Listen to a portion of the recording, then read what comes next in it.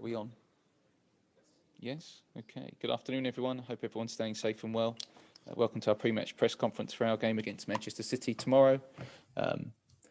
As always, we'll start with broadcast questions and we'll begin with Sky. Just a reminder, no live posting, streaming of press conference, and the Daily's briefing afterwards is embargoed until 10:30 this evening. Gary, I'm coming to you. I'm going to unmute Simon. Thank you, Simon. Hello, Jose. Thank you for your time. Can I get some team news, any updates off the back of the game on Wednesday? No new injuries from Wednesday. Gio's still not available? No, not even close. And Gareth? We have a training session in the afternoon to see if he feels ready or not. How is he? Because there seemed to be some confusion about him posting a photograph on Instagram saying training went well, but telling the medical staff he wanted to stay with them and not be in the squad for Everton. Well, I hope that the press conference is about the game and not about individuals. But I have to admit that his post was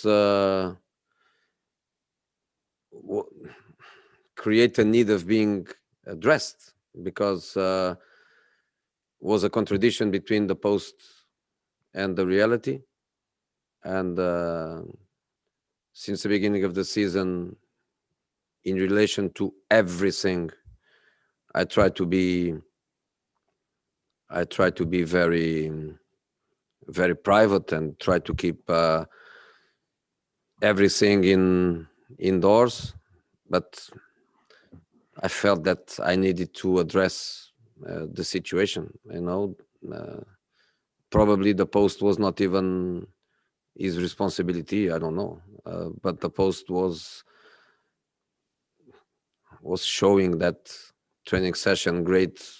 So I'm ready, and was totally wrong. So when I was questioned, I had to say the reality of the things, which I repeat for the last time, and I hope that there are no more questions about it, because the situation was exactly the way I told.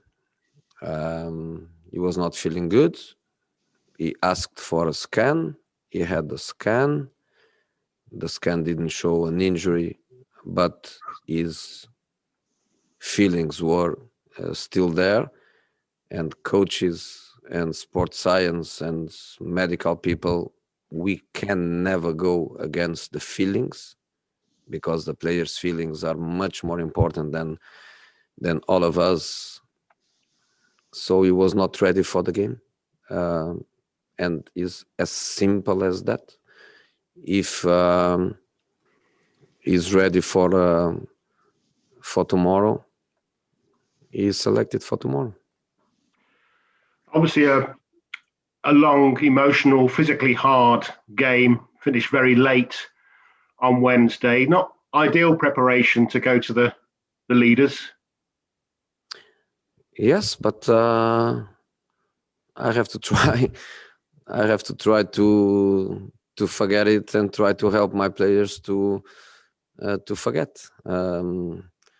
Yesterday, when I opened the file of the Everton game data, I open, and in 2 seconds I close it immediately because I didn't want to go through it, and I don't want even to share that with my players. 120 minutes playing, of course, at a high intensity, chasing results, playing very fast and intense football, of course, was very, very hard. Of course, he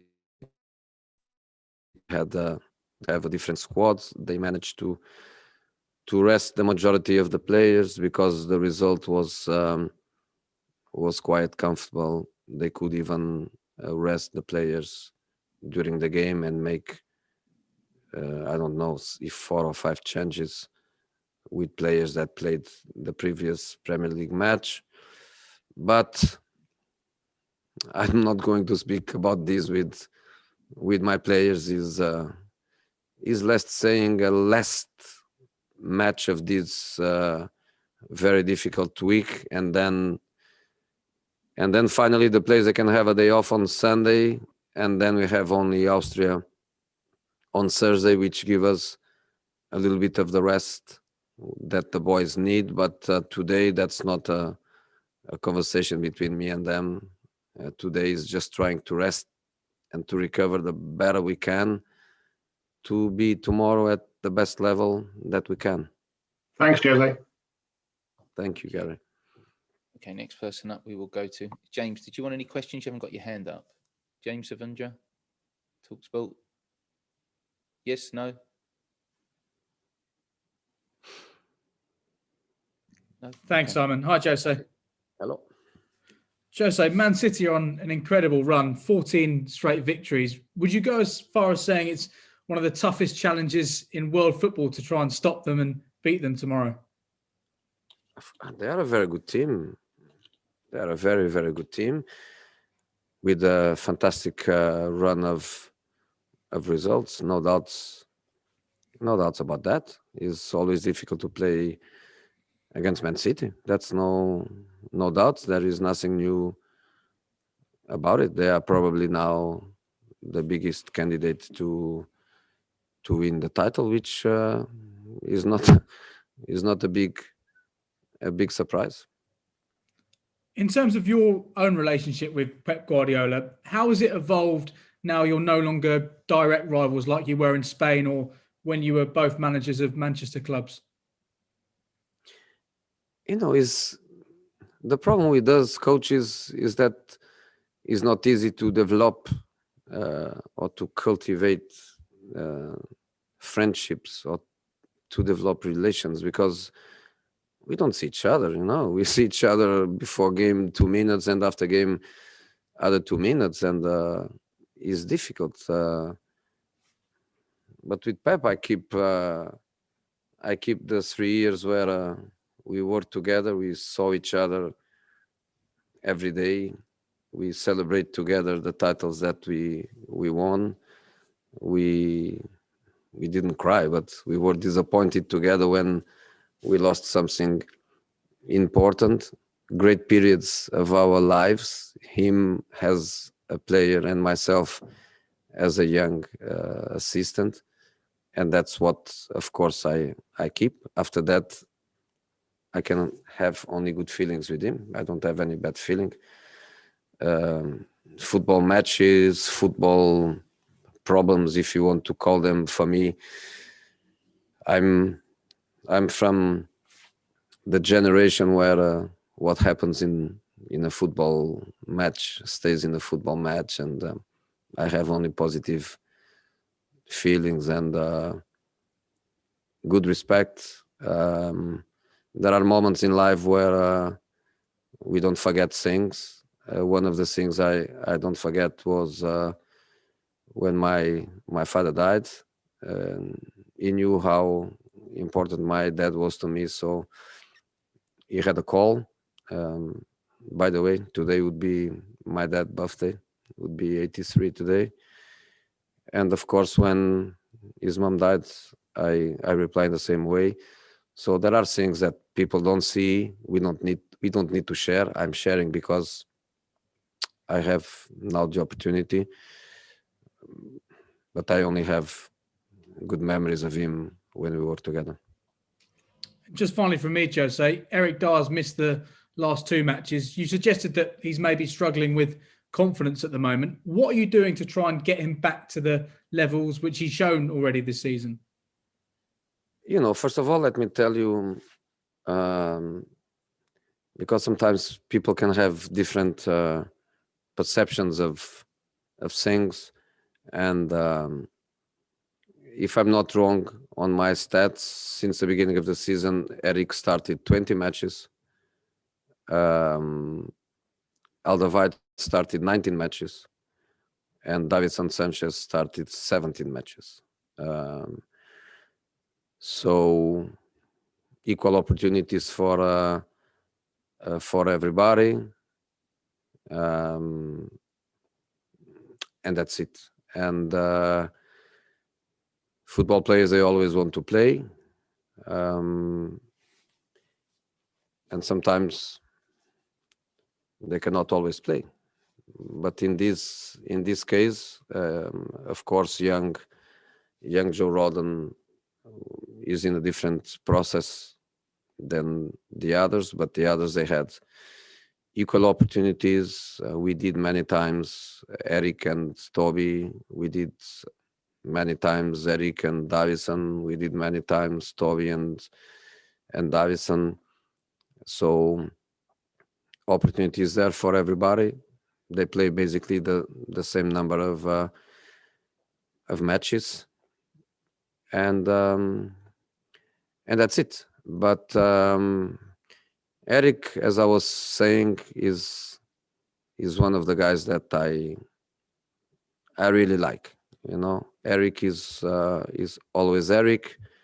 If he's playing, if he's not playing, difficult moments, easier moments.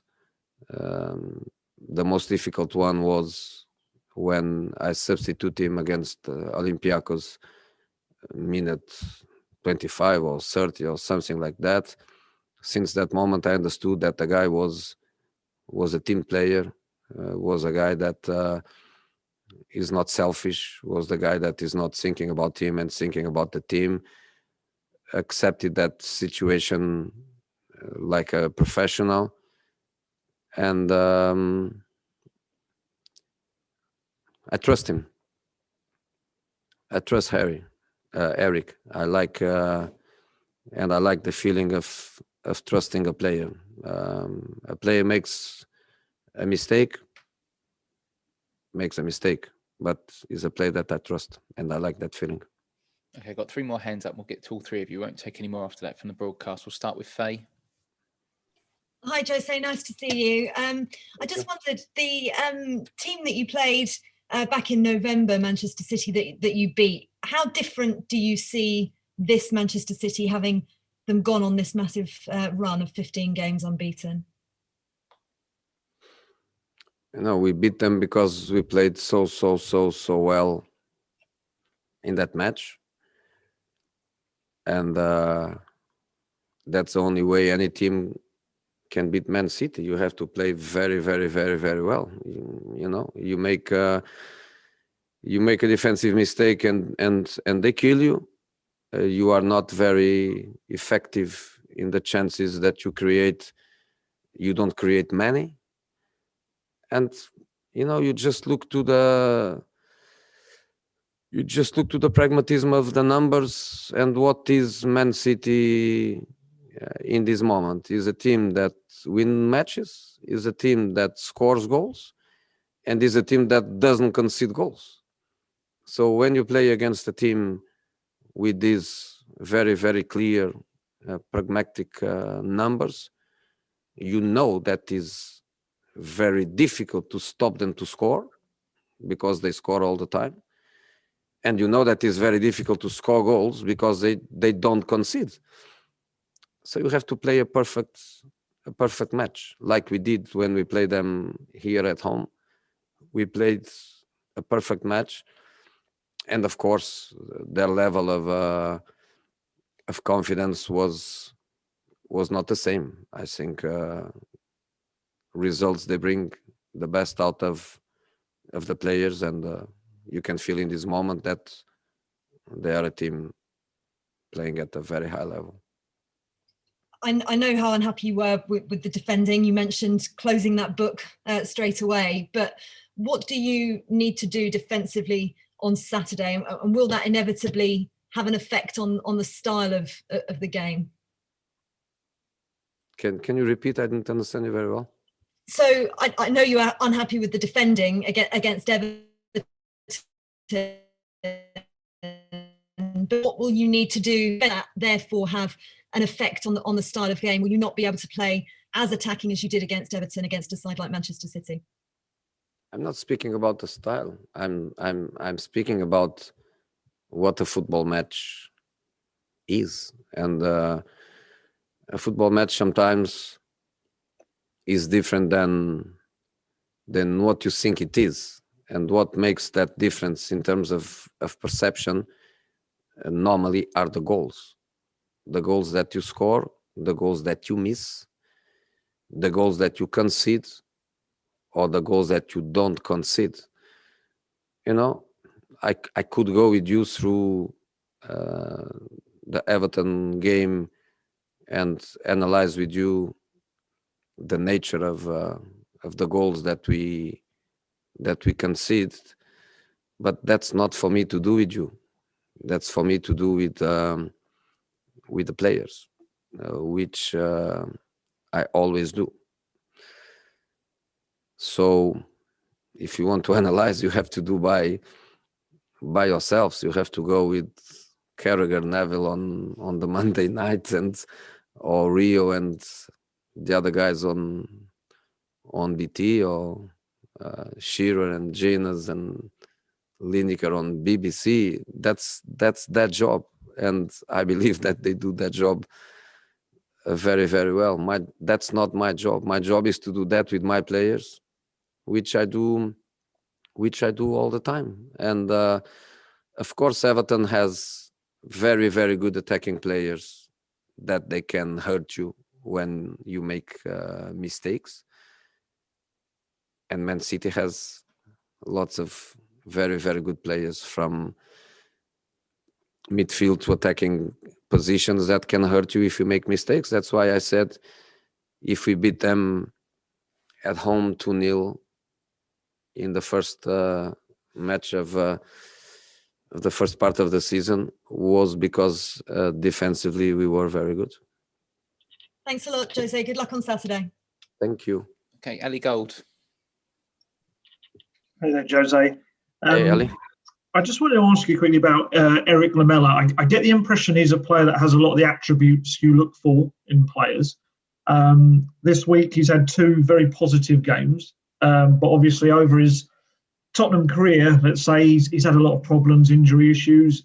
Are we getting to see maybe the best version of Erik Lamela right now?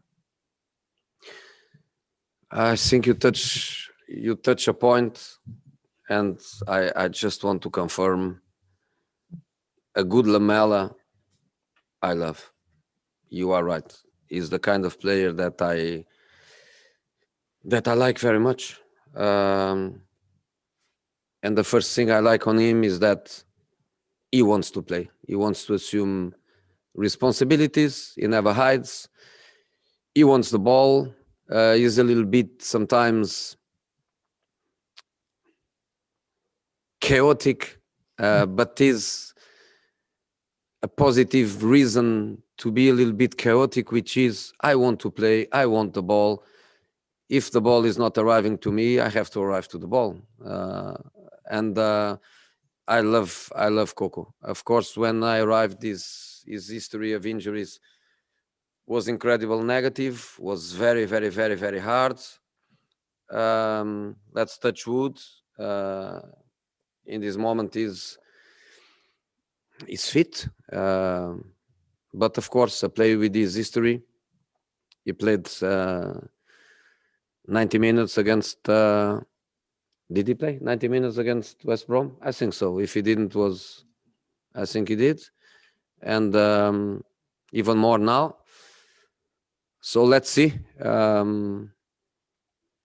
But honestly, I'm going to ask him, can you play again from the start? Because if he feels he can, of course I play him.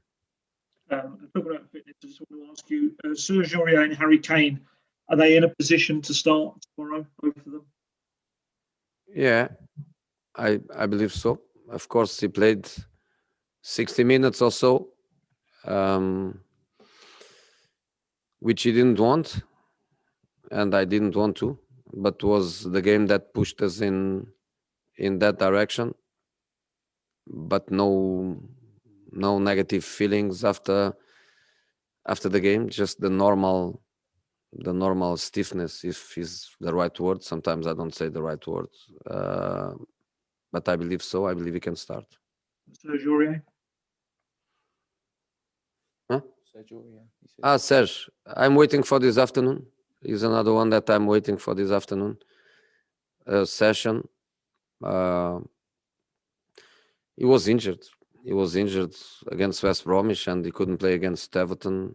I don't know if he can tomorrow. I don't know. Okay, I've got last one from Pedro from Sport TV Portugal. Pedro, In Portuguese or what? find out. Pedro, do you need it in Portuguese? Hello, we speak in English or Portuguese? I don't mind one question in Portuguese. Yeah, one question in Portuguese is fine, Pedro. Easy. Okay, one question in English also? Sure, go for it. Okay, Mr. Pedro Gamito from Sport TV and also from the beautiful city of Setúbal.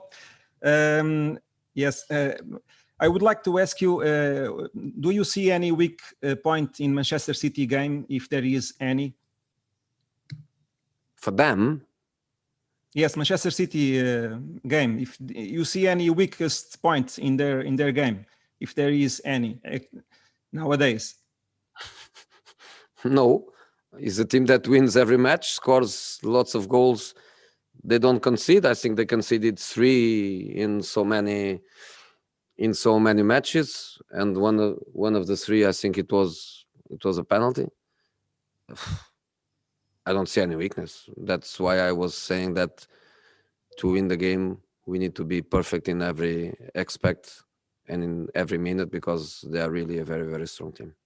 Muito bem, e só para terminar, uma pergunta em português. O Mister já disse que não fala sobre os erros individuais dos seus jogadores, mas tem sido um padrão ao longo da época, e disse também que contra o City, se fizeres um erro, eles matam-te. Foi essa a sua expressão. Pergunto-lhe como é que se pode dar a volta a esta situação e também, num tom mais ligeiro, se por vezes sente que está numa situação de reféns, uma vez que contra o Everton, por exemplo, vimos um Tottenham muito atacante, muito ofensivo, a jogar um bom futebol atacante, mas mais uma vez teve essa infelicidade de ver erros individuais comprometerem o esforço coletivo. Como é que se dá a volta a isto, sabendo que na Premier League um erro individual